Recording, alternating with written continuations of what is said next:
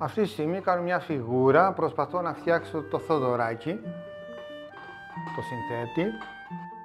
Έχει ακόμα δουλειά, ειδικά στα χαρακτηριστικά του.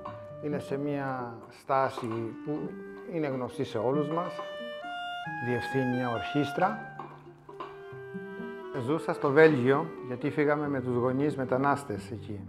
Λοιπόν, έχω επηρεαστεί και από τη δυτική κουλτούρα και τέχνη. Εκεί πήγα σχολείο, εκεί πήγα και στην Καλών Τεχνών. Πάντα μου άρεσε η γλυπτική, ήμουν τραβηγμένος από τη γλυπτική, αλλά ήρθε μετά.